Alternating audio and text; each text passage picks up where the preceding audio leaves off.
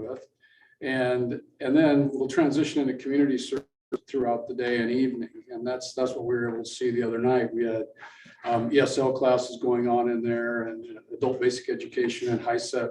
And so it was just really exciting for me to see the community come to this building. And quite honestly, when we started down this road, we thought, okay, what are we going to do with it the rest of the day? Once we get through the high school and high school programs, and it's just the time's just getting chewed up. So I think you're going to be really excited here. So let's talk about where we are specifically in our process. So here, I suppose it's been a month ago, we received news from the Department of Education that we received $1 million grant to go towards this building. I have a meeting with them next week to talk about how we're going to spend that out and some things. So it's exciting to be there. That was really kind of the launch point for us. We had to get that before we could really get off the ground. So really there's three legs to this stool. There's the Department of Ed money. There's going to be the private money from the 7 school districts that we're able to raise. And then NIAC is going to layer some of the bond money that we received through the passage of our bond in 2020. You might remember, sometimes when you're a leader, you get lucky.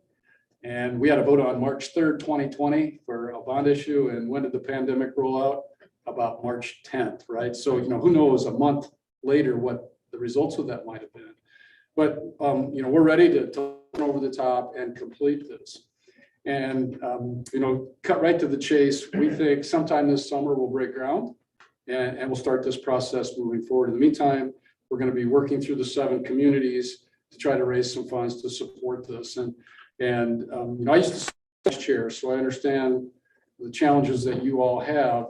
But when you build something like this, a regional center, I think it's important that the communities have some investment in it, because this part of this is building it. The hard part is really sustaining it over time. So that's taking a commitment, a 10-year commitment from 7 school districts. And just for those new to the board, I'll rattle those off for you. Riceville, Osage, Charles City, Red Rockford, Marble Rock, Nashville, Plainfield, North Butler, and Clarksville. Did I get them all? I did. Okay, so there's 7 school districts, 3 community college districts. Okay, so this is new territory for the state of Iowa, for us to reach over 2 college boundaries as well, to do what's right for the students of Iowa. So that's what's exciting about this. So we'll be feeding students in based on really their enrollment. So we'll look at the per capita percentage of the total number, and that's how many seats people are going to buy in each one of these commitments. So it's a 10-year commitment, and you commit to that number of seats, and you're going to commit some additional dollars too. We'll get another MOU. So you remember the last time I was here, we were pitching a soft MOU.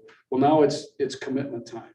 So we've done some estimates based on current utility costs and fees and things, and we'll bring that back to you, or Mike will at least, and ask you for your support to kind of move forward with that. So currently today we sit with the $1 million from the state. We've got $250,000 of private commitment. And then we have the sale of the existing facility. So we plan to consolidate facilities and sell the one that's downtown. We've had that assessed somewhere around $500,000. We're going to move that right out to the regional center so that we can replace some of that space as well. So when you look at this facility on the back, this is about 16,000 square feet.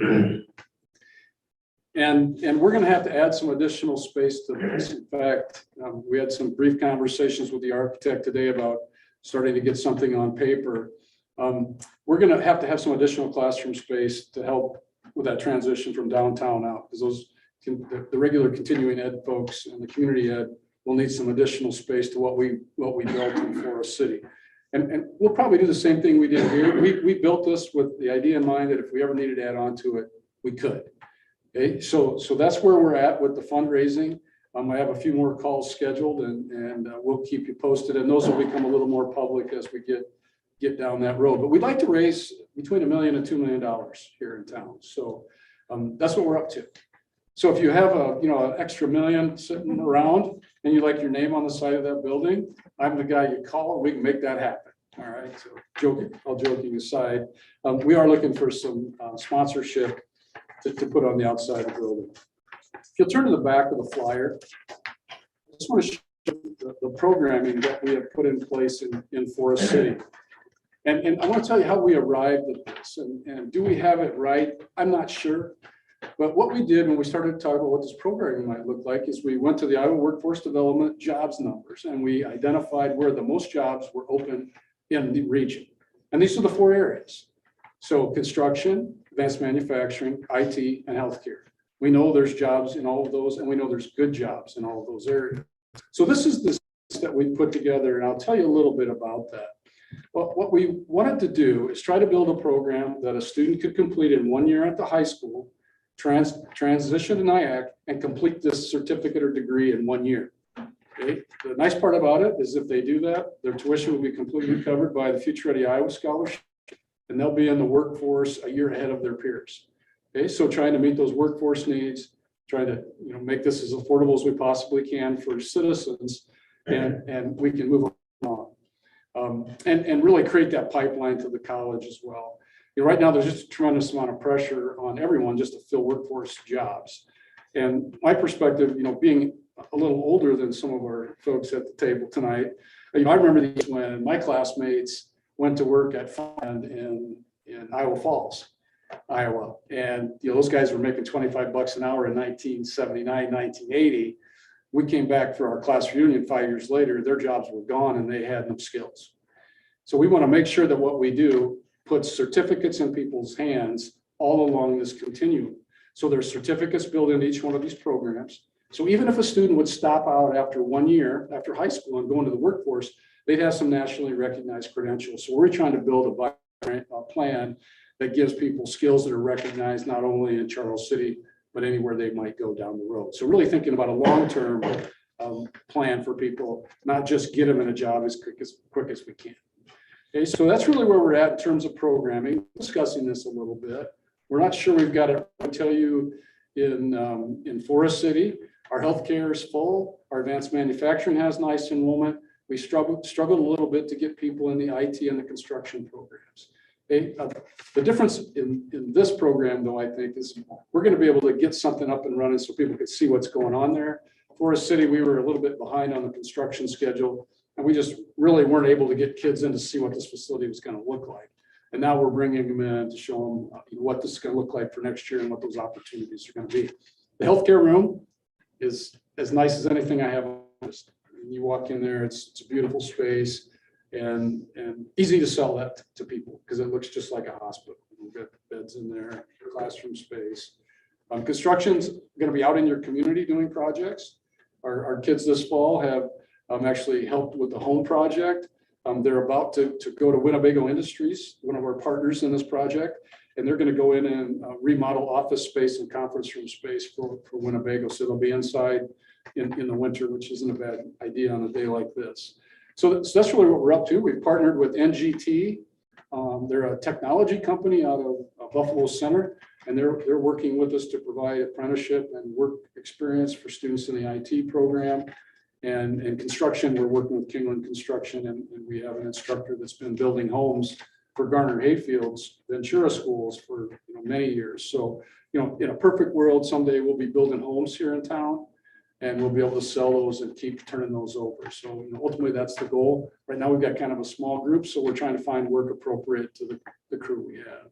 So that's really kind of where we're at. And I don't know, Josh, you've been following this really well. Mike, what did I forget that you'd like me to talk about? Anything come to mind? What I'm excited is it fits our strategic plan so well and our engagement, strategic focus area, everything we're doing with This is what's great about Leader Me tonight as well. We're teaching kids employability soft skills that really aren't soft skills, they're hard skills. They're showing up on responsibility, the work ethic, and then matching that with high quality training for kids to immediately be employable. And so it's just exciting. It's just we've been working on this since day one. I still remember you walking into a reception where I was being introduced, and I think like a day after that, we're talking about this. And so it's so awesome to see it come to fruition and NIAC making a huge investment with this. So we're just excited about the future. One thing Mike mentioned that I did not is you can see in each one of these programs, we have some work-based learning built into all of those. They get kind of the hands-on just being in the academy, but there's employability skills and workplace skills, really trying to prepare them, for the work all the way along. So that's an important piece. This will open up apprenticeship programs within the community. And I think it's just the way of the future. If you really look around what's happening with the demographics in Iowa, there's no way that any of these schools could do the quality of programming that we're going to put in here. The building will be somewhere, I'm guessing about a $6 million facility, probably 18 to 20,000 square feet. And probably, in Forest City right now, we probably have $1.5 million worth of equipment in there. And we don't have everything we need yet. We'll step that up as the program grows. So it's an investment by everyone, the district, the citizens, the college. But I really believe as we move forward, this is how education is going to get delivered, particularly high career technical education. And we can do better together than we can alone. So it's happening quickly too. Tomorrow I still have 2 follow-up meetings, one with the State Department of Education about apprenticeships, talking to ADA Central Rivers about next step with work experience learning, which we already have a pilot of that going with about a half dozen kids out in the community right now, which we intend to scale up. So this is all part of that bigger holistic picture of kids find their passions and us empowering through that. Also, just want to give a huge shout out to the Floyd County Fair Board for being such awesome partners and taking this on and expanding out there. It's a win-win for them. They're going to get another additional awesome facility to use during fair time and for fair events as well. So it's just a value-added community partnership we're really excited about. It's been many years in the making. yeah, I appreciate you bringing that up about the Fair Board. They were receptive to this from the get-go. Mike and I went out on a winter about a year ago, I suppose, and pitched this to them, and they welcomed us with open arms. And the facility will be adjacent to the east towards the interstate. The reason we like that so well is that students from the distance they're coming can just drop right down, and it's a quarter mile off of the avenue, and it'll be just a great location for them. So really, really fortunate. And in fact, as we walk through that with a mechanical engineer, we're going to have to tie into some of their systems because they are outside the city limits. So but that also is a strength because it looks like a county facility where people can come from a distance, and it's not so parochial that somebody won't go to another school district to do it because it's not in your backyard. So we're excited. I think it's just the beginning. There's shared high school opportunities there. There's additional college programming, adult programming, community programming. We just believe we can serve the whole region by being here. So appreciate your time. Well, as a retired high school counselor, I'm way excited about this because the kids just need this opportunity, I think, and there are jobs, and not every kid just needs a 4-year college education. So I think it's great. And then I can, get my data hat back out. I tell you that 7 out of the 10 jobs that are created between now and 2030 will require something beyond high school, but less than a 4-year degree. So 70% of the kids that you serve every day need to really be considering this if you just look at it from this perspective. So it's exciting. It's awesome. Yeah. Students have any questions? Thank you for asking. You're welcome. Thank you. And if you have any questions along the way, just reach out to us and we'll keep you posted as we move forward. Thank you. Thank you. Steve. Thank you. Okay, Leader in Me presentation. Rachel, Paige. Hello, can you guys hear me?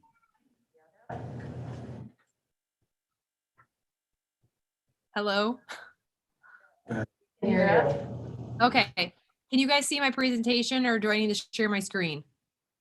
Share your screen. Oh, Okay. Justin, are you gonna put it up? She can.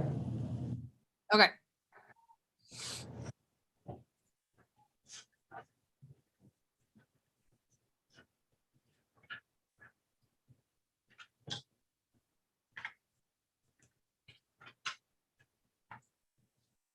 All right. Does it say Leader in Me? Yeah. Okay, perfect.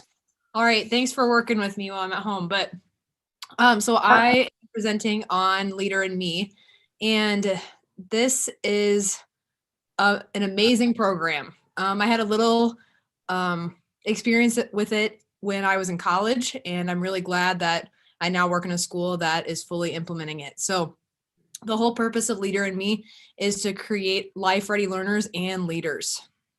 So what exactly is Leader in Me? It is a whole school improvement model and process. So it's not just like something that you just keep adding on top of. Like it's not a curriculum. It's not a, well, I mean, it does have a curriculum, but it keeps, it's the foundation of how you run your school basically. So it's an operating system that integrates seamlessly into each other's schools and unique priorities and initiatives. So Washington and Lincoln are both implementing Leader in Me, and our roads look different. We both need different things. So Leader in Me is very flexible with like, we can bring what we need for Lincoln, Washington can get what they need. So, and it's at everyone's own pace, which has been really nice. So their whole point is that they're trying to make a high performing school in the 21st century, which is everyone's goal. And they split it into culture, leadership, and academics. So you need all three of those things working together in order to be successful. And leadership and Leader in Me gives the framework for that. So Leader in Me, we see this as like a schoolhouse model. And everything that we do this in a see, do, get model, like on the arrows on the side. So in order to get anywhere, we need to be able to change our paradigms. So we need to be able to believe that everyone can be a leader. Everyone has genius. Change starts with me. And change starts with me. That one has been super beneficial for me as an adult. This is something that it can be incorporated into students' lives, but also every adult's life as well. Like these are skills that I should be working on all the time anyway. So in the C bottom part, those are all the paradigms, the 7 habits, and the 4 disciplines of how we like get things done. And then in the middle of the house is the do. This is like our action teams, what we're doing on a daily basis that gets us to develop life-ready learners. So we have to start with how we see things, and then we have to incorporate them in order to get our results. So I kind of broke it into see, do, get, so that way you guys can really see kind of what we do. So for the C, how we see things and how we use our core paradigms and our 7 habits and our disciplines, this is what it looks like, especially for kids. We make it very kid friendly, so that way they understand that. So for the core paradigms, we've had a lot of trainings on this as a staff to really understand, am I seeing the most potential in students? Am I seeing that everyone has genius? Am I seeing that everyone can lead their own learning? So it's been nice to really reflect on that and then incorporate that into our classrooms and into our daily lives as well. A lot of our curriculum that we teach Leader in Me curriculum every morning during morning meeting. We really focus on the 7 habits because those are things that you can add in every day. And there is an adult version of the 7 habits book, and then there's also a kids version as well. So we really use the kid language, but 7 habits, those are incorporated for literally everyone. And it's interesting to see how students incorporate those throughout their daily lives. And then the 4 disciplines mountain, this is how we achieve goals. So we all have goals that we're working on. And then we also have school goals and classroom goals and then individual goals. And that's how that's the process that we work through in order to achieve them. So what are we doing in order to try and get life ready leaders and learners? So everyone has developed a personal mission statement, and we also have classroom mission statements as well that we create as a class. And every morning we say the pledge, and then we stand up and we say our class mission statement as well. For student, we have student and adult action teams. So this was kind of like in the schoolhouse model, the do part. So we meet every 2 weeks or so.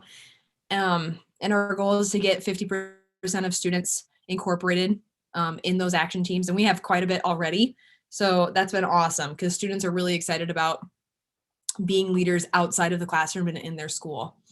And then we also have the wildly important goals, which we call our WIGs. And then we track that data as well. And then morning meetings and closing circles are really important as well. You can see some photos of that on your screen. So we start every morning together and we end every day together. And closing circle is especially important because we have everyone share what is a plus, what is something that went well today, and then a delta, what can I improve tomorrow? So it's always having students think about how can I always be developing as a person. And then we also have classroom leadership roles. That way everyone is a leader no matter where they are. And then every student is creating a portfolio to showcase their learning. So right now we're in year 2 of Leader in Me implementation. And next year we'll get even further into that and we'll have deeper training. And next year, the goal for the portfolios is that students are leading their conferences with their, like the parent teacher conferences. Students are leading those and showing their portfolios, showing all of their work.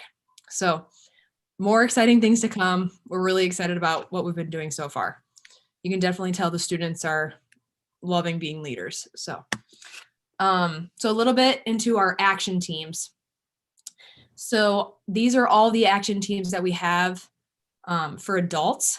So most of the adults in our building, we have a small staff at Lincoln, but most of the adults are involved some way into an action team.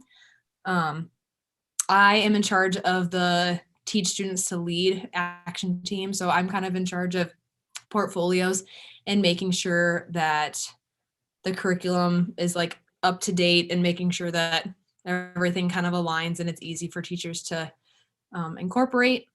But each one of these is very important because it keeps our school going and functioning.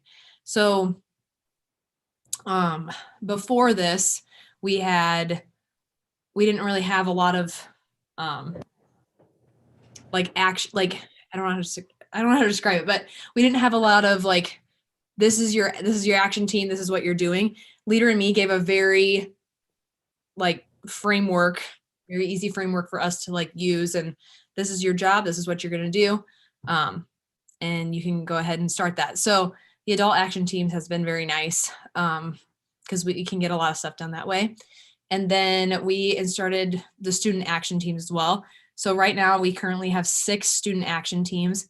And then on the side here, you can see the process for that. So all students had to take the strengths assessment to see what their strengths were and their interests. And then they had to fill out an application with a parent signature. If they were interested, they got to do an interview process, and then they were selected, and now they meet every other week to discuss goals and carry out action plans. So we're already giving them real life skills that they'll have to do when they're adults in 3rd and 4th grade, and even before that at Washington. So it's very exciting to see that. Okay, so I have a little video of some students and teachers talking. Has brought me the opportunities to be in the action team where I get to control some of the school, including the TV in the lobby, and I also get to do the things I love in that group. This year, I have focused on win-win, and it has helped me solve more problems for myself, my friends, and others. My mission is to not give up and care about others by helping others indeed, and to keep on trying. Our class is to learn academic, teamwork, and unity by being kind, by being proactive, and by not giving up. We will help ourselves and others learn and grow. My favorite habit is putting first things first, because if you do your thing that you have to do, then you can play your games right after. My favorite habit is being proactive because it gives you more time to do other stuff.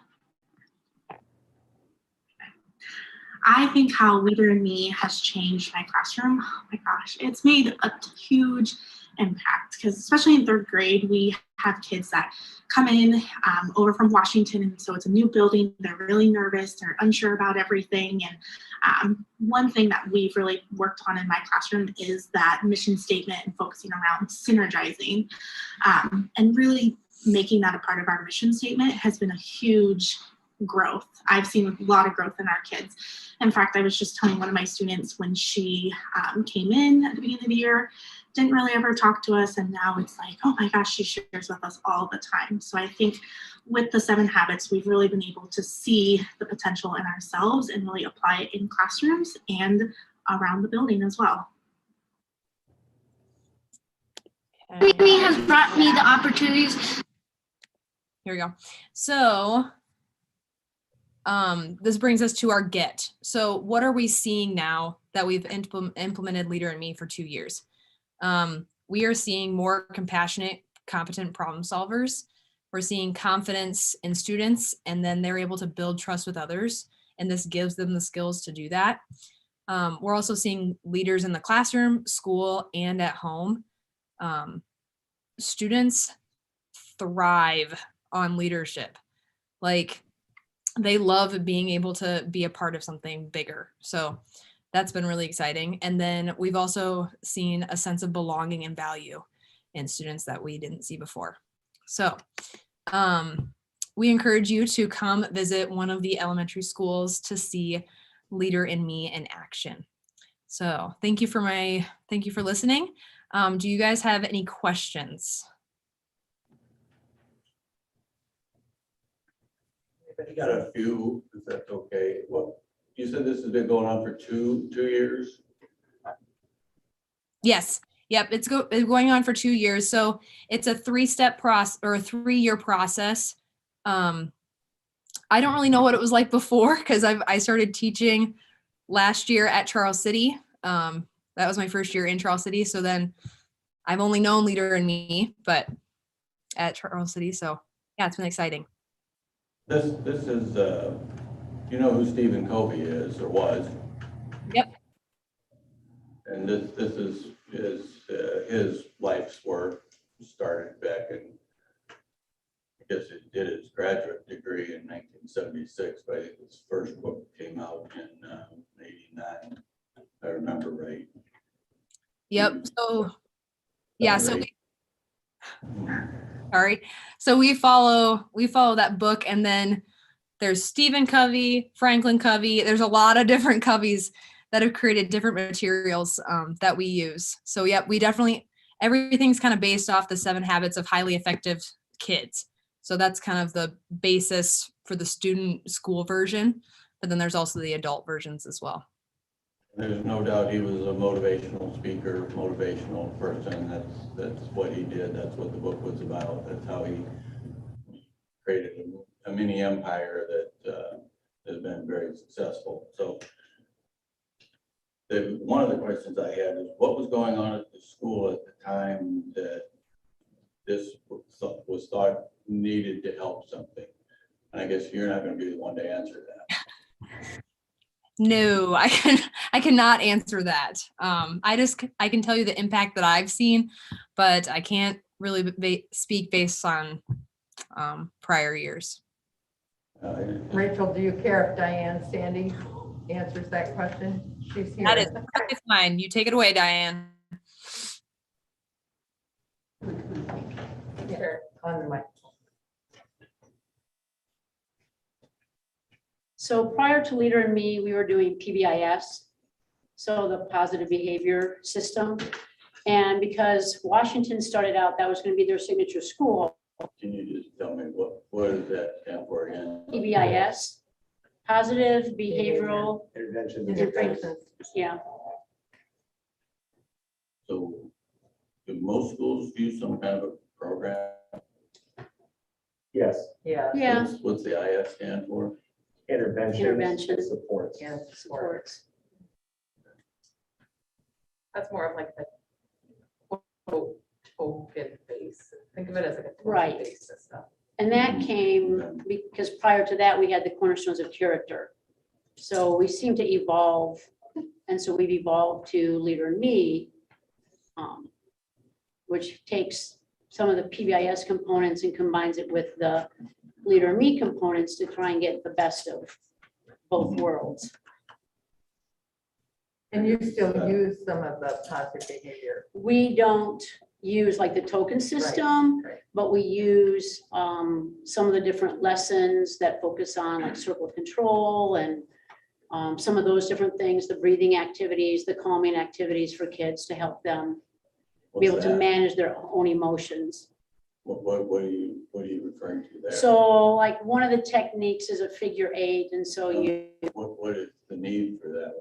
I don't when kids are upset or frustrated know. and Okay, can't focus on what they need to be doing. okay. And So it's an opportunity for them to give themselves a self timeout or just a reset so that they can go back, kind of gather their emotions or, talk through does whatever. Somebody help them? Sometimes we have spots where they can go and do different techniques.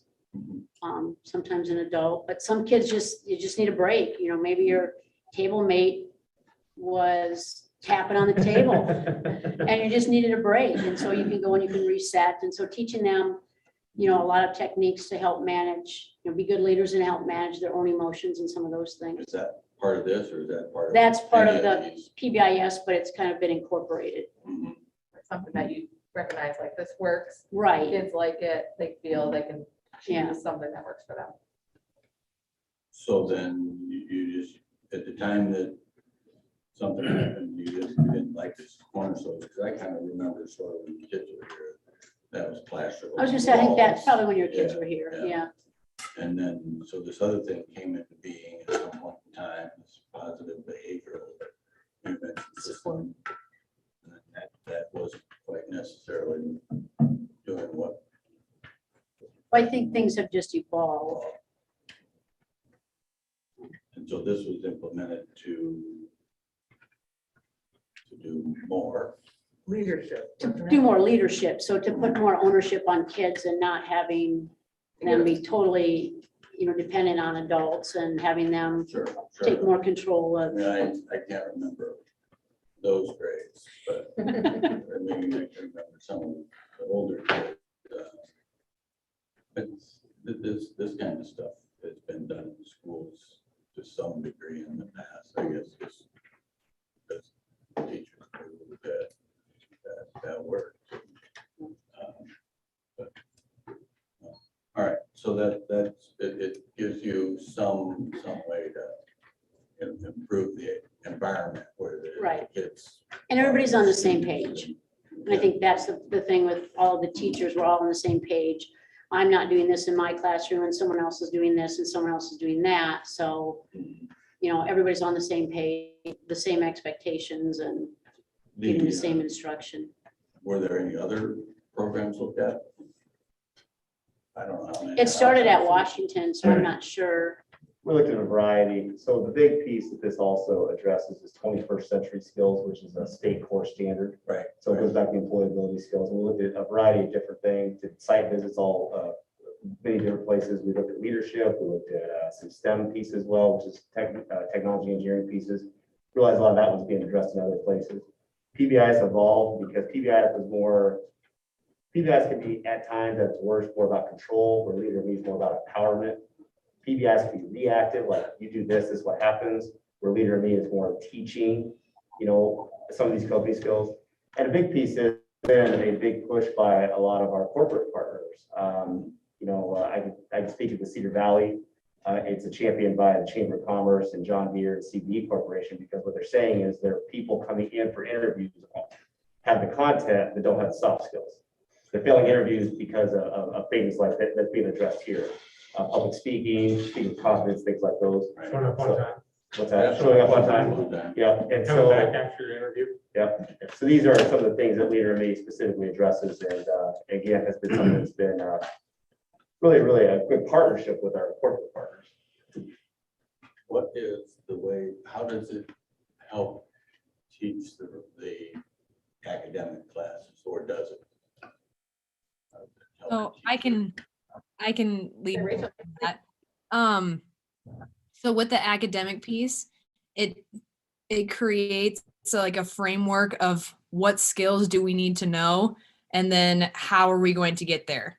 So we literally have to think about what are the steps that we need to take in order to reach our goal. So like for Lincoln, our overall building goal is that 100% of students will grow in reading by the end of the year. So obviously that's very broad, but then each grade level thinks about, okay, how are we going to get our students there? And then each individual student thinks, how am I going to get there as well? Like, what am I individually going to focus on? So I think this will improve every year that we do this, just because as the students get more used to making goals. But this is something that they have to see the finish line of like, okay, I can see where I'm going. So kind of just getting that visualization of like, this is what I know I can learn. This is how I'm going to get there, and having that conversation. So you were talking about reading. What class? Yeah, but you could have, you should have WIGs for literally every subject. So. Well, I guess let's just, can we talk about math, because I was more the math person and I didn't like reading. But at the end of every year, when I was in 3rd and 4th grade, I wasn't aware of this, but you start out at the beginning. By the time you got to the end of the year, you learn so much. And then you move on to the next year and you start there, et cetera, et cetera. Competencies? Pardon? Competencies, is that what you're talking about? I don't know. You learn something in 3rd grade, 4th grade, 5th grade, and it builds up. And by the time you get into high school, you're doing algebra, geometry, trigonometry, calculus, that kind of stuff. And so I guess what I'm wondering is how does this help the teacher teach math? How do they get from the beginning of the year in math to the end of the year in math? Or is it just an overall environment thing, where the environment's more pleasant and welcoming, and people have more fun, which I can see that kids have fun. Is that it? So Leader in Me definitely focuses more on the goals and like how we're going to get there. But we still use our curriculum to guide our curriculum and standards to guide our teaching. Like we're using the language of Leader in Me, like, okay, now let's get together and we're going to synergize, which is one of the habits, about what we learned in math today. So Leader in Me is more about incorporating the language and like the habits into our daily lives and into our academics. And then we use like our teaching techniques, and like what we actually teach for our content comes from our curriculum and our standards. If that makes sense. Yeah, I guess one of the I'll try to whip through this so I don't take up all night. What does foundational operating system mean? So that's like our framework of like, how do we run our school? Okay. Yeah. The Leader in Me is the foundational operating system that integrates. So it's something that they have. It's something from them. Yeah. And it integrates into the school somehow. Is that what you mean by Yeah, so you're using the habits, you're using the different habits. And so even like in math, if it's, seek first, understand. So listening to other kids to understand how they're doing that math problem, how they're figuring it out, and be able to, talk through some of those things. So working on communication skills, which is for sensory skills. Win-win is when you have a conflict with kids and you can, have them work it out. Being proactive, is a big one, putting first things first. So teaching kids that, it's really important that you learn your basic facts. Right. That putting first things first, learn your basic facts, because if you know those facts, those other math skills, if you're a math person, are going to be so much easier. So in 4th grade, we do put, we have them put that first. We work on basic facts and we work on some of those things, but also helping them to organize, seeing what's important, seeing what's going to help them, giving them those tools. So as this, in the grades where you're at, do kids go have homework? we can provide homework, but it is not required. Okay. I was just gonna wonder if this has helped any of the kids be excited about homework and because a lot of learning, at least later on in school, comes when you're doing your own work. Yeah. On your own, homework, assignments, things like that. And I just wondered, does this help kids get excited about that? I don't assign a lot of homework just because since it's not required and it can't be graded. So, Great. we give like the action team of like the family community partnerships. They like their goal is to help parents like incorporate these STEAM skills at home. So a lot of them, when they write about like, okay, how am I going to be proactive? They don't just write about school. They write about, well, I'm going to be proactive at basketball practice by doing this. So like, it doesn't always have to go with like academics, but they are using these skills like outside of school in their daily lives. So. This Stephen Golden made a lot of money just by helping people that couldn't discipline themselves, find a way to discipline themselves. So that's one of the things when you do stuff like this, are there kids that seem, I guess I'm not sure the right word would be, but bored with it. At the younger grades, you might not find that, but as kids get older, if you want them to do some of these things, they might be bored with it because they've already got their own discipline, they've already got their own habits, they're already successful. And you're trying to change them to do something that's not the way that they do it, they go. Yeah, that might be the case. But I think just with us teaching it so young, because this starts in kindergarten and probably even some in pre-K too. So we're already building that foundation. So that way they grow up with these foundational skills. And especially if we're teaching this to parents as well, it will just be kind of like a well-rounded framework. How many parents have had any contact with? Are they coming in and they want to know more about it? We send the weekly link home every week that has like a Leader in Me snippet as well. But then it's kind of on the family community partnership team to incorporate that more. But yeah, so we are seeing it, but hopefully as it gets more, as we get into more years of Leader in Me, we'll see more parent involvement in it. So where it's at Washington and Lincoln, that goes up through 4th grade. Yeah. So what's the future planning and thinking for this particular program? So I did kind of talk to David Boas about this just in case this question came up. So I think Joe, the principal at the middle school, has been looking into Leader in Me and how that would impact the middle school, especially since they have that leadership class now with Eric Hofer. I think they're gonna do more research to see if this would be something that would be beneficial to continue on. What is Eric Hofer doing? He has a leadership class.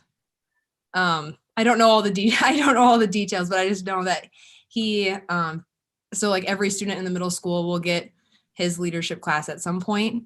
Our core leadership, which is an aspirational behavioral organization, and also one of our strategic plan goals. And leadership is defined not by rank or titles, but by everybody maximizing their potential, be the best version of themselves, which is a Covey quote.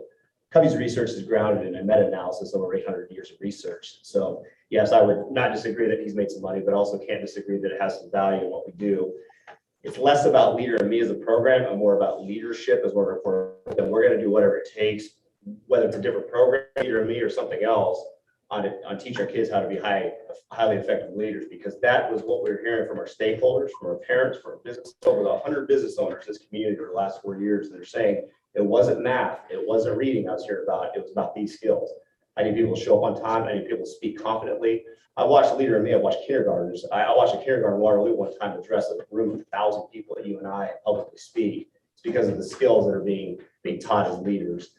We want to make school something that belongs to the kids, not to the adults. And this is creating the empowerment of that. So this is one of the avenues that whether the middle school does it, Leader in Me in the future or not, it's really irrelevant. What's more relevant is that leadership is a focus there. Eric Hofer does have a 6-week leadership class, which is all about character, leadership, employability, soft skills. And again, all of that's set in the state of Iowa, the 21st century skills that we're trying to do, and just answer the need that our community has been telling us has been an issue.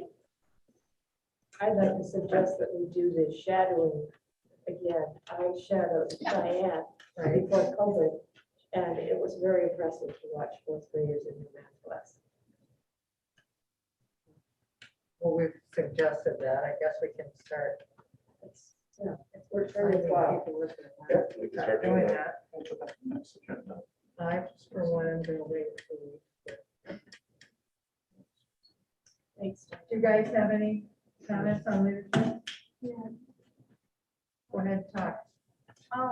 Like, could this be something that we do in high school too? Because I know, like, even now, like me being a junior, like kids in high school still need this too.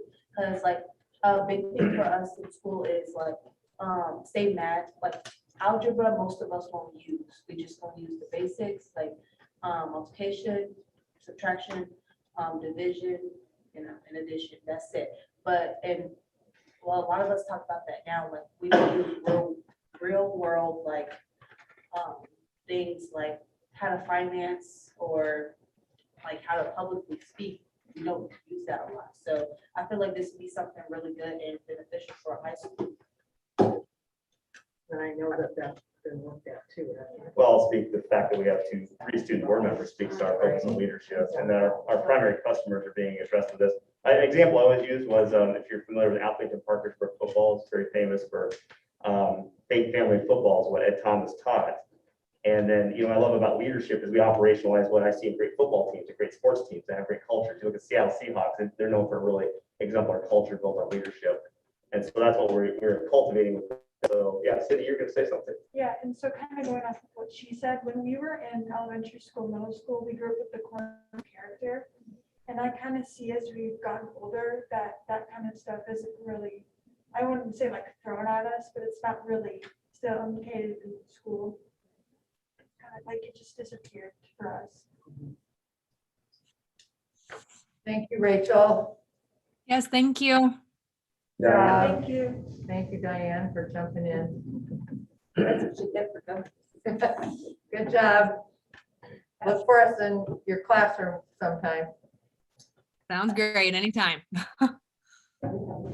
Thank you. The Home Assistance Program presentation. Dina and Susan.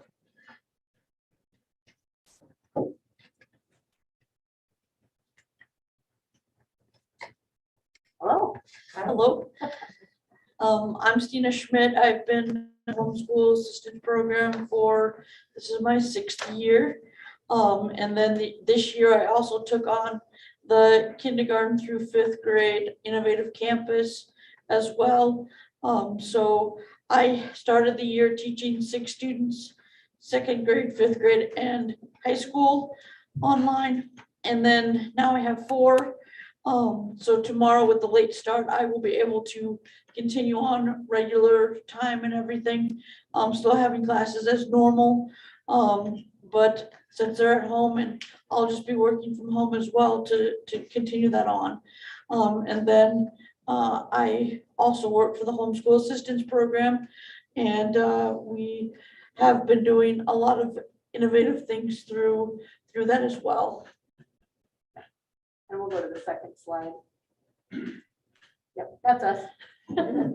My name is Susan Leeper, and my role within the Charles City School District is I'm part-time as a homeschool assistance program supervising teacher with Stina. And 2 days a week, I'm at IC teaching music to the K-6 students at IC. And we are delighted to work under the umbrella of the Innovative Campus with Larry, our fearless leader back there. We're part of that portion of the district. It's like he's a human clicker. It's fabulous. So we have some bullet points here for you to see. We won't read them for you or anything, but just what is a home assistance program? Because a lot of people don't even know that we exist as a little 2-person department in the district. Not every school district in the state does have one. It's not required. Stina just told me, we always kind of, it's been around for about 15 years. She said it started in 2006. So it predates both of us by quite a few years here in the district. But we are licensed teachers who support families who are choosing homeschooling as their educational route for their family. This shows kind of the things that we're required to do by the state, things that we do. The district receives 3/10 of the per pupil funding for each student who is enrolled in our programming. And so then we as the certified teachers have a supporting role with those families in assistance and support to the parents as they educate their kids at home. And this is a picture of some of the kids who we were over in front of Don and Sherry Schaefer's beautiful sunflowers. The sunflowers that came up this year that Don did before, well, many years ago. And so Sherry said we could come over and get our pictures taken over there. But anyway, this year we have 42 kids, 16 families, all the way from kindergarten through 11th grade.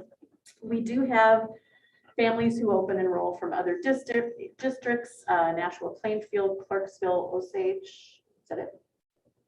Yeah, yep. And one nice thing about our little community is that the parent educators, not only do we support them, but they support each other. We have new homeschooling families and people who have been doing it for years, and they take each other under their wings and explain things, how that they've been doing things. So it's a nice community of us working with them and working with each other as well. This year we moved from our former location at the North Grand building to Lincoln Elementary. This being that I've been here for 6 years, this is the second move that I've been involved in, and each time we get better and better. We were at the basement of the middle school right before the flood, which was great when we moved all that stuff out beforehand, to the only room on that side of the building that had windows. And we had a fantastic gymnasium that we could go ahead and utilize, to the upstairs of Lincoln, where now we have air conditioning and heat and clean bathrooms, which is great.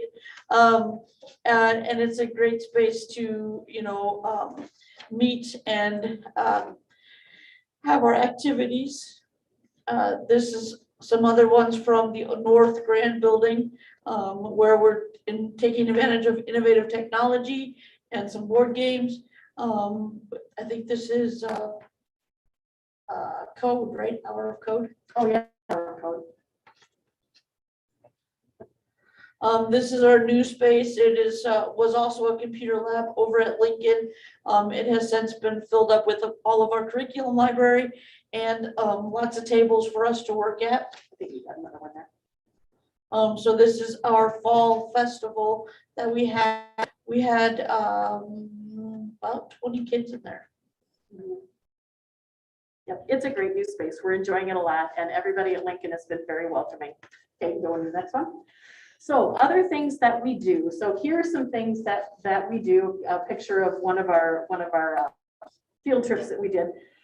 We have an extensive curriculum library. Families can check things out, as well as lots of supplemental materials. Families are not required to have their students do standardized testing, but if they choose it, Stina and I proctor those. We work really hard to foster relationships among our families. For example, we get all of the emails from all of the campuses. So that's a lot of emails, but there's oftentimes something that will come through and we realize, oh, we need to let to know, some of our families let to know that this is going on. And so it just helps us keep them abreast of things like CPR training for the juniors or middle school drama opportunities for families who might be interested. We do have a video of a few of our students and what they like about our HSAP. So let's hear from them next.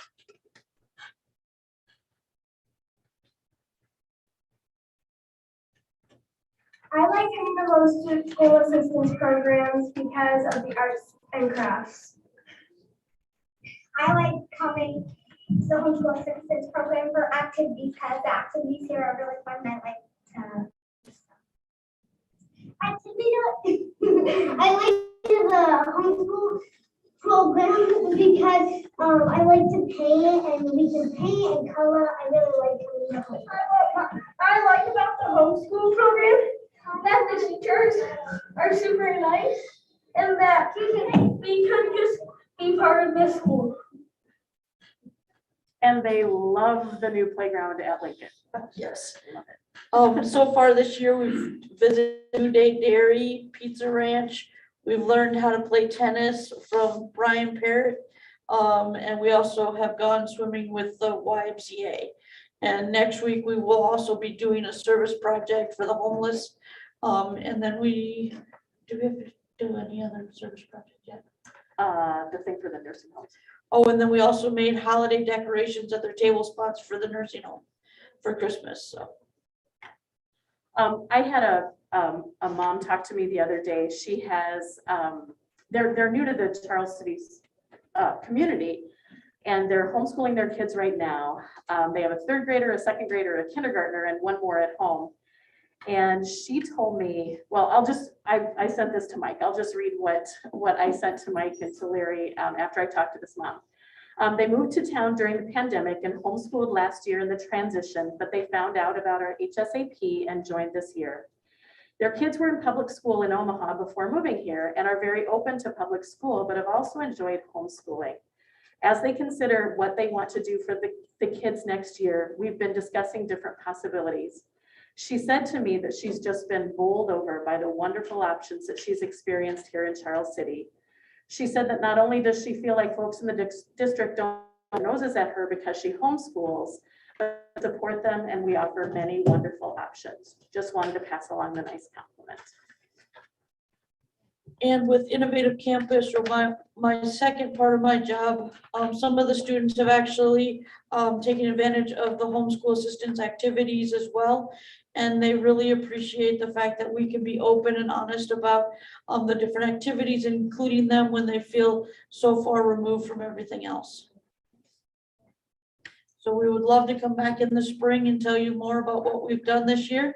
And I would love to do what I do for Innovative Campus at another time as well. Any questions? Oh, that was great. Thank you so much. Yeah, Really great. interesting. Thank you. Thank you.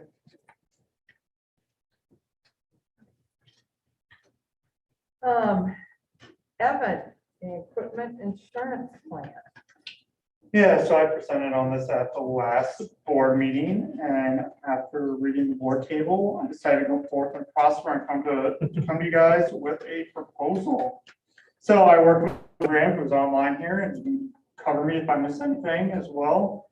Draft a plan. So everything I sent to them would be a cost transfer from the management fund to reserve general capital fund. It's a comprehensive coverage. In-house reimbursement, we can use vendor choice, preventative maintenance is covered, online portal, the fixed budget, and it's for local service. So some of the things the coverage would include is 76 out of the 80 equipment categories and try to maximize it out, but we are also implementing it in the winter. So lawnmowers were important at this time. It includes 2,708 computers, and it includes all of our environmental control coverage for our HVAC systems. So instead, the blanket program for the 76 categories was $110,654, and HVAC was $82,300, with an in-house reimbursement of $50 an hour per employee who participates in the program, for a total of $192,954. And I can tell you right now, an HVAC is around about $118,000. So that is the proposal for you guys' approval or action. Question from the owner myself. Is that what's on the minute thing or the agenda? So it's an attachment. No, so this is the little cover letter. So the attachment on the agenda is the overall packet. I just put it into a summary for you guys tonight. I'd be happy to send that to you as well.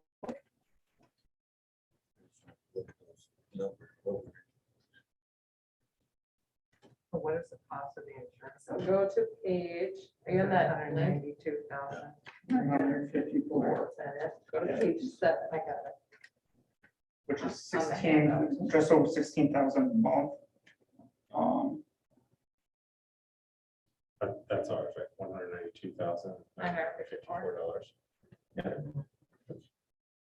So it excludes preventative maintenance for the stuff for the On the HVAC, on the HVAC. and it includes preventive maintenance on. Does it Technology. include, does it include new HVAC? The brand new HVAC. Do you know? But we have a Or cash out brand new. option depending on the repair that is needed as well, so.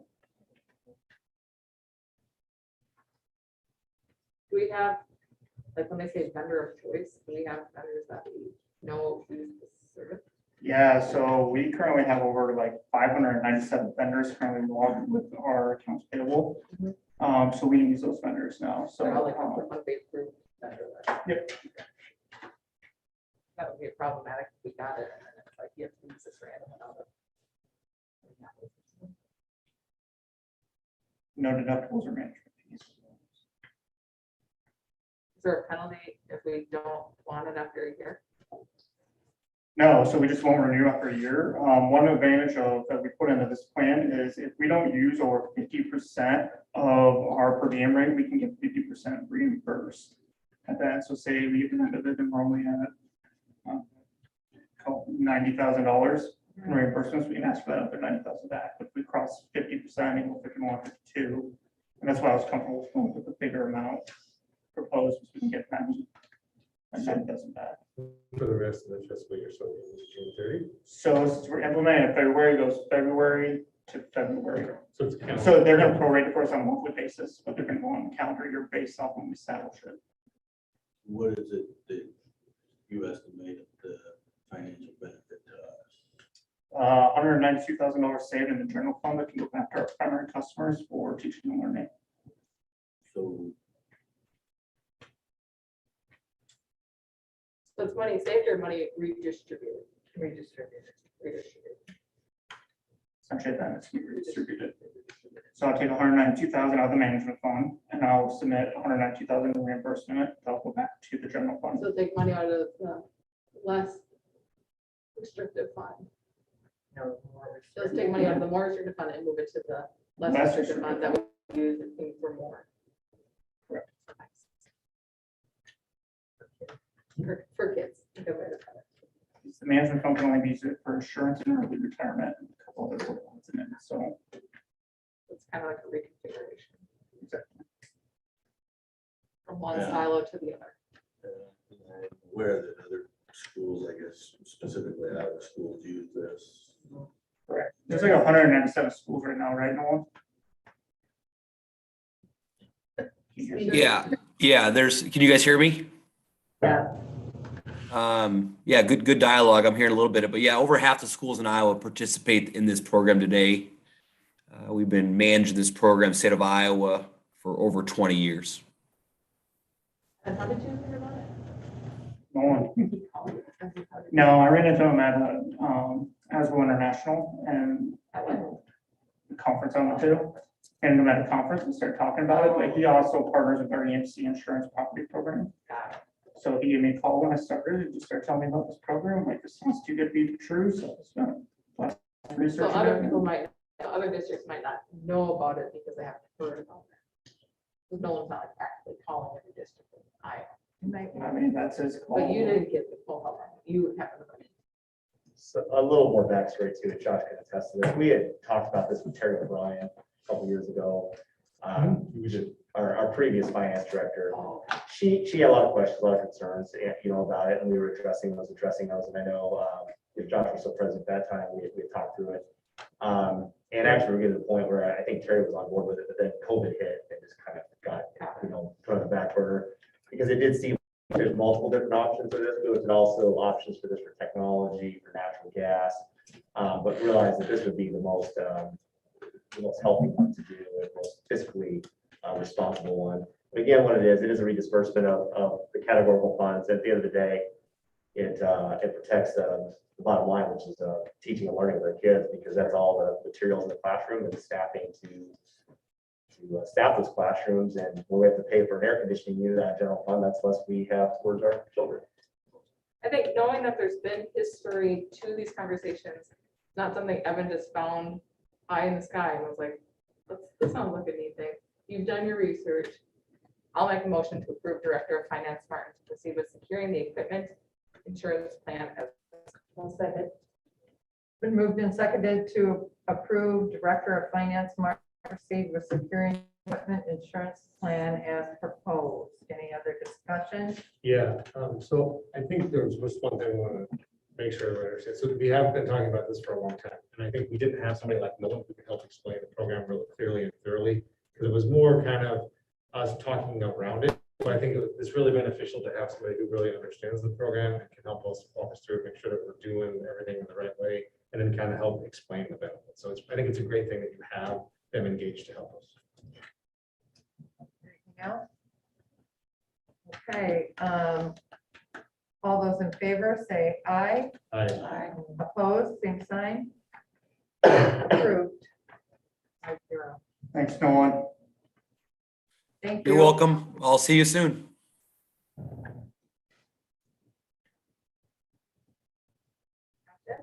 Yes, back to you, Evan. Yeah, so this is the December 2021 financial report. The two things I wanted to really hit on is, as we were predicting, we are going in the right direction on the health fund now.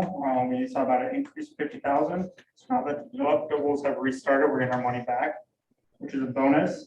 And we are halfway through the year and we've only spent 45% of our budget. So we're actually behind speed of the money spent on our budget right now. So those are the big highlights from through December. So, Evan, that brings up a great question. As we think about the future, I'm hearing from my employer that we're going to see health insurance changes this year. Are we starting to understand what those are going to be for us? Yeah, so I actually meet with them tomorrow to see what the final recommendation is, and then I want to bring it to the negotiations committee and bargaining to see how we want to handle it. I think we know health insurance could be a challenge this year with everything going on with COVID.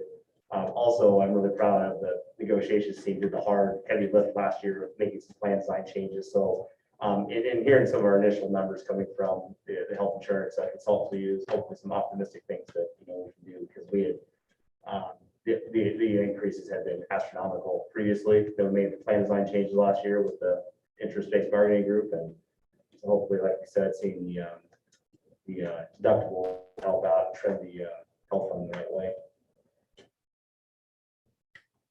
Evan, as I scroll through these reports, thank you for including them. They look detailed.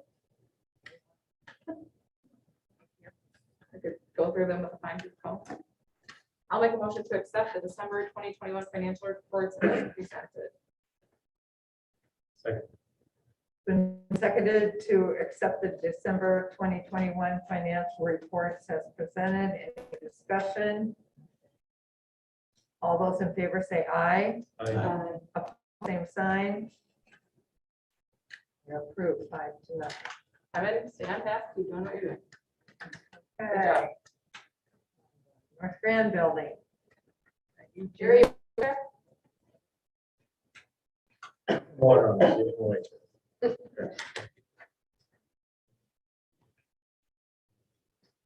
gonna have to get your recliner here. What's that? A recliner over. Oh, yeah. Jerry, the professional. I guess I'm not sure what you need me to say or whatever, but it's, Well, I'll give an overview. Yeah, if you Jerry could, can add 'cause I guess extra I'm- questions. Sorry, I'm battling with sinus infections. My full slide takes tonight. So we have entered this partnership several years ago with the previous board, both Sean Fouch, so who purchased the 1930s portion, is going to turn that to market rate housing, which officially vacated, and we are he's beginning construction on that.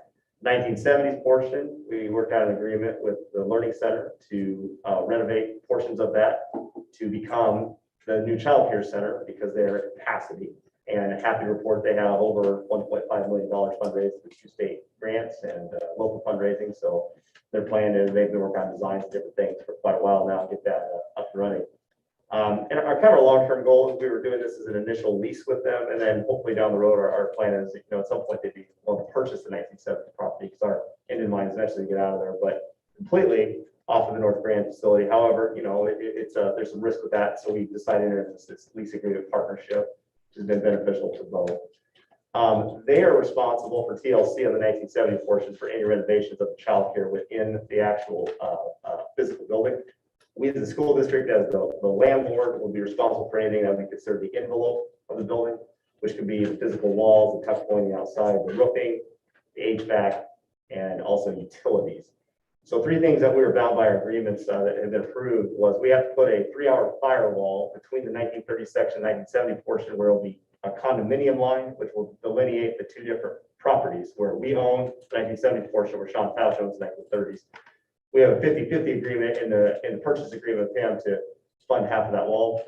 There's only 1 set of utilities entering into the facility, so we have to now add another set of utilities in because both it's just fed from 1 water line, 1 electric, 1 gas line. So we have to add an additional gas electric line. There's a water line already in the 1970s that we'll use, but it will require some additional work.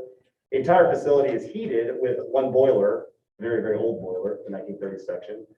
That will eventually be gutted and removed by Sean Fauch, and he'll put in more efficient heating, but then we're going to lose all heating and HVAC to the 1970 portion. So part of the agreement is we have to provide heating, which regardless of TLC moving in or not, we have to do that because the building would be occupiable. And the building is very, very busy with, we continue to use the auditorium, we continue to use the gyms frequently. And so this is the agreements we have. We had originally with the previous board and with the previous committee about next steps on doing this. So originally we talked about, we piecemeal out the bids and different things. We decided to actually hire a contractor, hire an architect and engineer. We use the same architect as TLC because that makes sense. And so that's been a positive thing. It's also taken load off our staff. The challenge has been the rising cost of materials and labor. And so the bid is much higher than original estimates that we wanted. We were hoping $750,000, and you can see it's the $1 million range. However, a lot of this has to do with just availability of resources, parts, and different things. And everything's just much slower right now. However, we have been doing our research. If we were to reject the bid, I could just absolutely guarantee it's going to come in higher. So our recommendation is go ahead to proceed with the bid, because if we do not, we have to rebid, slow it down, be much more. We estimate it'll be even higher. And in addition, it could slow down the addition of childcare. They're hoping to be open this summer. So by proceeding, we can get the facility up and going. So that's kind of the overview, and then the technical piece, financing, and what's actually going to happen to the facility. Well, Ben and Jerry here can fill in the questions you might have. This just is honoring what we've already agreed to. Yeah. That's what I would take it. Yeah. But and this covers, as you say, the envelope part. Yes. Okay. Yes. Yeah. I'll make a motion to approve Director of Operations Mitchell to accept the bid for Woodruff Construction total of $1 million. Is that right? Yeah. Yeah, $1,059,900. $59,900. Is there a second? Been moved and seconded to approve Director of Operations Mitchell to accept the bid from Woodruff Construction totaling $1,059,900. Any other discussion? Yeah, I have some. So Jerry, we've done work with Woodruff Construction in the past. They helped build the sports complex out here. Is there any timelines in this particular contract? Yeah, I think it says 180 days From approval? from the date of sign. Yep. In fact, Woodruff's already working on some of the TLC side, so they're already there. So it's going to be an easy transition to get them going right away. There's a little bit of asbestos work that they're going to do at the pit up front, and then from there, just going at it. So, thank you so much. Yeah. Keep us updated with pictures. What's that? Keep us updated with pictures. Yeah. Yes, I will. Yeah, you're good with. I'll do it. I'll do it with my every other week operations Yeah, update. I'll take a lot and send it to you. Show what's bet. happening. I will say this too. I had lunch with Debbie Durham, who's the Iowa economic developer. And she actually brought up this project about how the governor is very impressed of this partnership of taking a decommissioned school and adding it new life and being a value-added partnership. And so we're getting some notice even at the state level about this is the way things should be going. Schools, partner with nonprofits, using existing resources. And so again, it's all about community sustainability because we are a child care. We need more child care. And to answer your question a little bit more, Josh, we have to have it done before winter for sure, because otherwise we won't have any heat Yeah, in the and whole we have building. kids come back for school and stuff, so that's great. Right, Do right. you know when TLC will officially finish their portion?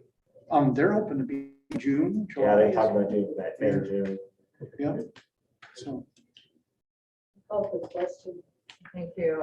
The motion is to approve Director of Operations Mitchell to accept the bid from Woodruff Construction totaling $1,059,900. All those in favor say aye. Aye. Opposed, same sign. Pass 5-0. All right. I'm gonna help Evan a little bit on the next one. Okay. Next thing is to set the time for a special meeting on the North Grand Building Project. Yeah, so in order to meet our timeline with the banks to secure our financing for this project, on February 1st, we had approved bank bids. So one of the things we did is we have a 10-year vote of PEPAL with 8 years left on it. So what I'm doing is I went to PEPAL a little bit ahead of time with the low interest rates to help us accomplish this project, so we don't completely drain our reserves right now in case something were to happen. So on February 1st, we will receive 3 different bank bids, in town banks, and the board will have to vote on what they would like to approve with that. Currently, we're looking at a long-term 8-year repayment of about $130,000 per year, which is easily doable within our capital budget. So.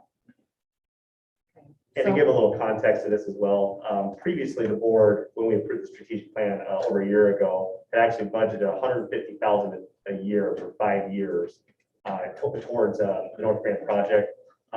And this is, that was for HVAC, tuck pointing, utilities. We've just been pleasantly surprised. This went a lot faster than we thought. We thought the project would be longer. So therefore, this was money. Now we're above that, obviously, because we had budgeted the $750,000, so it's $1 million. It's obviously higher, but this is not an unexpected cost. And so this is just allow us to cash flow a little easier, faster. And in addition, interest rates are just ridiculously low right now. So the debt service on this is just very, very cost effective for us. Any other questions?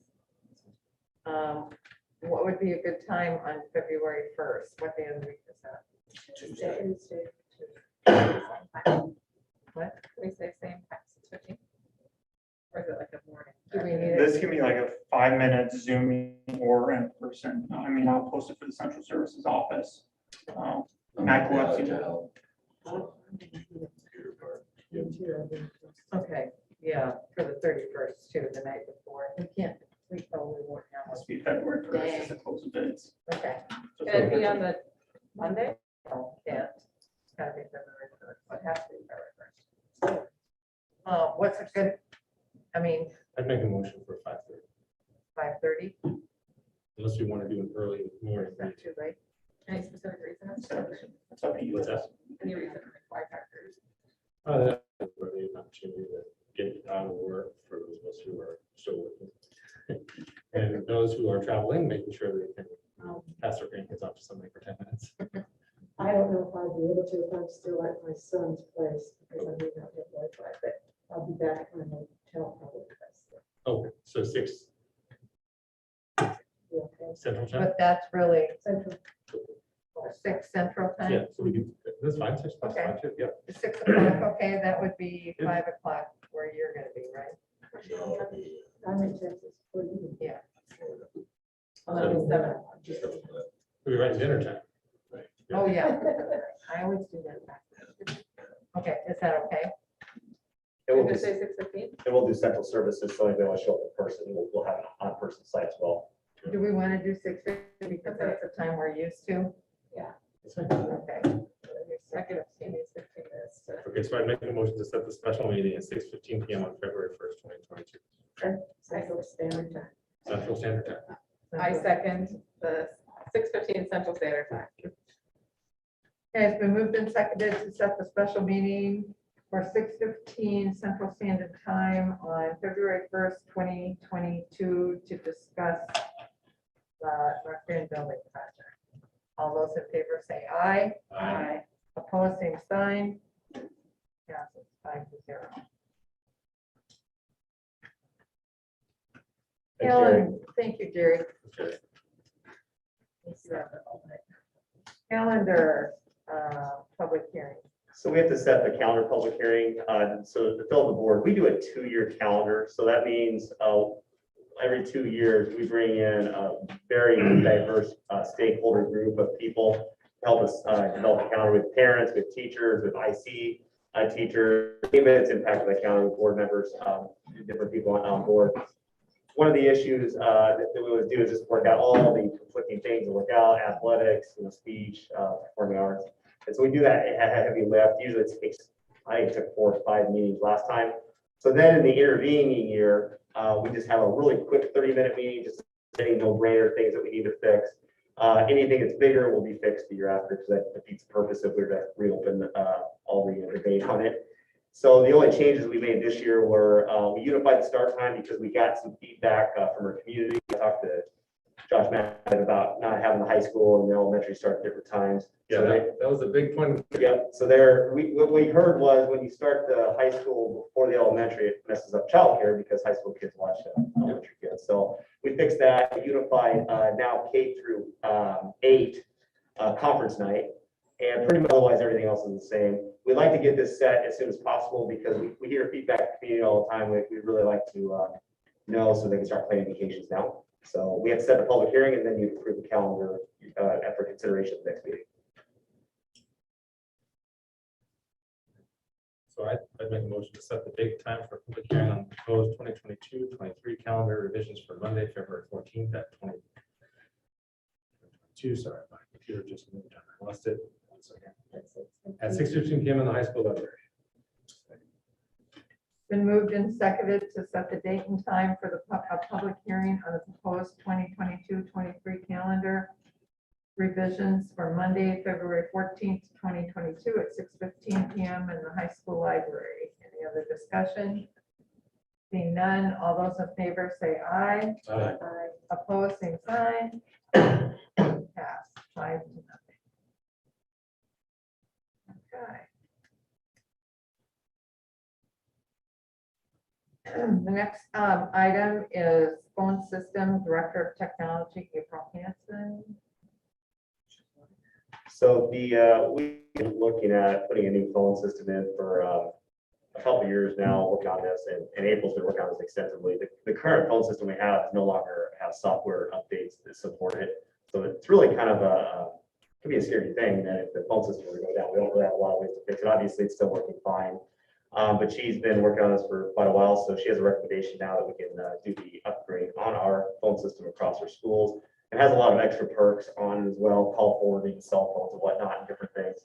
So I think it'll be, not our phone now is that, but I think it'll even enhance the experience for our people. And so this recommendation.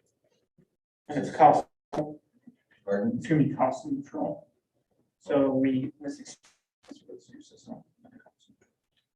Is the current hardware part of our phone system still usable? It is right now, yes. It's just, it just, the longer we get out, the more susceptible it is to something breaking, and that's not going to fix it. So it gets beyond its useful life. The hardware part, what are we replacing or doing with this? Yeah.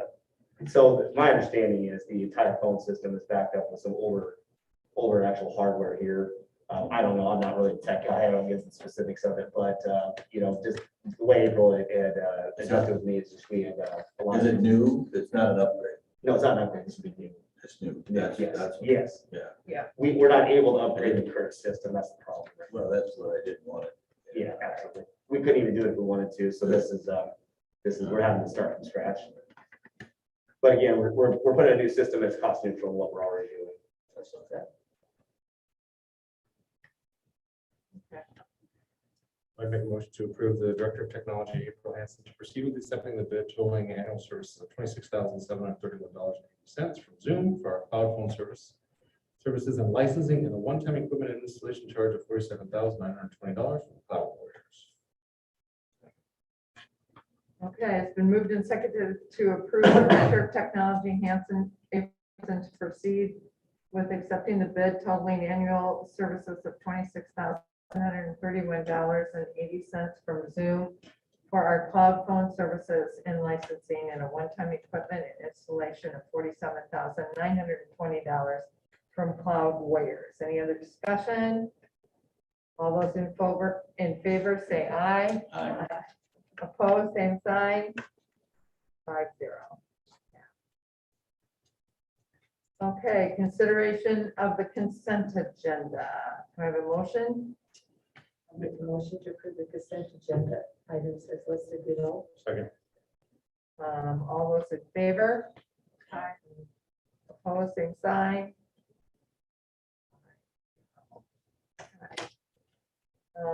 Board of Directors will now discuss any big ideas from the meeting. Anybody have anything? The next one is supposed to be a pretty good one. Is that something that's, I didn't ask the gentleman that was here, is that gonna be a statewide? The regional center? Yeah, regional center. No, so it's they- just regional. Well, that, right, but it's. The governor's plan For city, I guess, right now. Right. And we're gonna do one of those, gonna be the only two right now. or is The there more? governor's plan with the Future Ready is she eventually wanted to have one of these career centers within 30 miles of every student in Iowa. And so it's an aggressive goal, but these are some of the first two.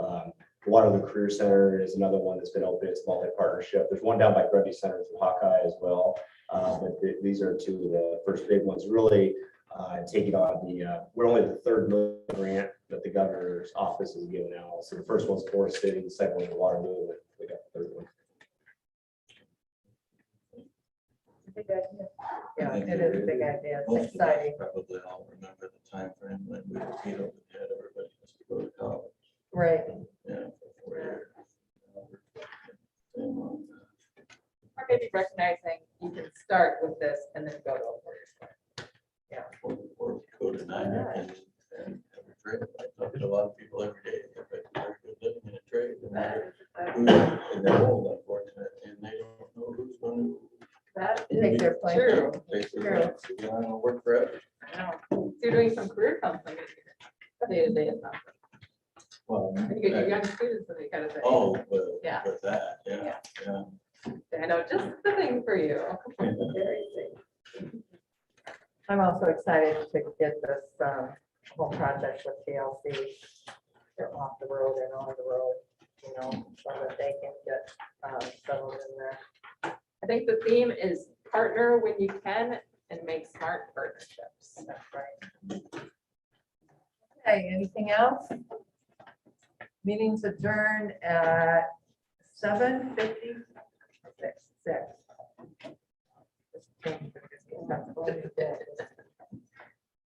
You guys should have come earlier. That's so much fun. Start at 6:15. Come earlier.